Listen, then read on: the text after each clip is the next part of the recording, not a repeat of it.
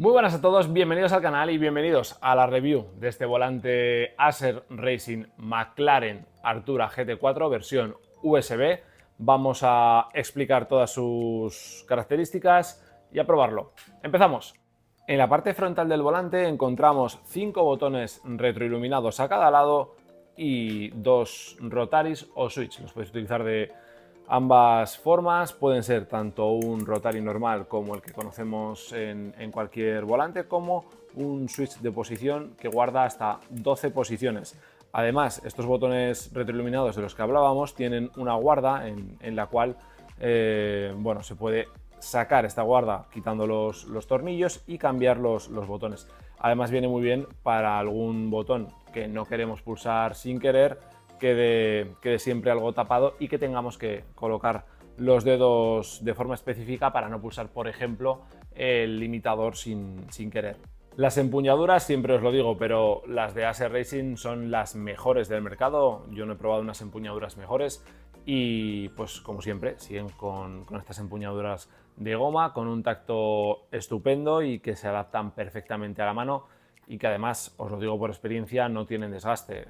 La mayoría de empuñaduras de goma lo que les sucede con el tiempo es que acaban quedando un puntito brillantes. A estas les sucede lo mismo, pero el tacto sigue siendo exactamente el mismo, que es ni muy duro para que no sea cómodo, ni excesivamente blando y tengas ese tacto tan chicloso que no guste. Es un tacto perfecto y siempre os lo digo, las empuñaduras mejores que he probado y las que mejor se adaptan a la mano. Parte trasera del volante, encontramos las dos levas, son levas de cambio que han mejorado mucho realmente las últimas versiones, porque el tacto de las levas Acer siempre ha sido un punto a favor, siempre han sido unas levas con un tacto muy bueno, pero ahora, además del tacto, han conseguido que sean extremadamente silenciosas. Es un tacto que la pulses despacio o la pulses muy fuerte siempre es el mismo, lo cual es algo que en otras levas yo no he encontrado y me gusta mucho, que la pulse despacio o la pulse fuerte siempre suena igual.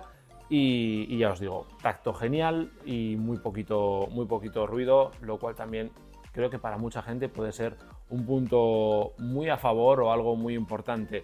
Además, tenemos la posibilidad de poner cualquier quick release. En este caso yo tengo puesto el de ASETEC. Son 3 agujeros de 50 milímetros de distancia entre ellos. Ojo, porque no son de 70 y esto es importante comentarlo. Algún quick release puede necesitar un tipo de adaptador. En el caso de la ASETEC no, porque tiene conexión de ambas y bueno, yo lo tengo colocado con el QR de ASETEC para utilizarlo en mi base principal. Si nos fijamos un poco de nuevo en la parte delantera, quería hacer hincapié en el diámetro. Estamos hablando de un volante de 300 milímetros. Esto significa que es un volante diseñado para GTs. De hecho, la gracia de este volante es que es el volante tal y como sería en el McLaren Artura GT4 real. Así que, al ser un volante diseñado para un GT4, lógicamente tiene que ser un volante con unos milímetros diseñado para ello. Si pensásemos en un Fórmula, seguramente estaríamos hablando de 270, 275 milímetros de diámetro. En el caso de un volante de GTs, siempre vamos a estar entre los 295 y 310. Estos son 300. Bajo mi experiencia con volantes de 300 milímetros, de hecho, el que utilizo habitualmente tiene 300 milímetros, os puedo decir que para fórmulas es un volante muy cómodo también, es un volante versátil, pero es importante hablar de la medida del volante, porque al fin y al cabo a alguien le puede resultar más cómodo y a alguien puede resultarle un poquito grande si viene de volantes más pequeños. Por supuesto, la retroiluminación de los botones de la que hablábamos antes tiene total compatibilidad con SYNHUB, es decir, el volante, una vez lo conectas al PC vía USB, es detectado por SYNHUB. Simplemente añades un nuevo dispositivo, añades este volante, lo buscas en la lista de volantes y lo añades y ya tienes compatibilidad directa. Desde ahí puedes elegir tanto el color de cualquiera de los botones como la intensidad del brillo de los botones. Si pensamos un poco en global en el volante, pues podemos pensar que son tan solo 10 botones delanteros con 2 rotaries que pueden ser funkies y a alguien le puede parecer pocos botones. Efectivamente, hay otros volantes que te ofrecen muchos más botones, funky switch, levas de embrague, por supuesto. Pero este volante debemos entenderlo de una manera un poquito diferente. Este volante es, como decíamos, el del McLaren Artura GT4, y lo que se busca en él es exactamente eso, que sea un volante como el del Artura y que los componentes que tiene sean de muchísima calidad. Lo que os decía, todos los componentes se sienten espectacularmente bien, desde el tacto de las levas hasta el de los botones, hasta las empuñaduras.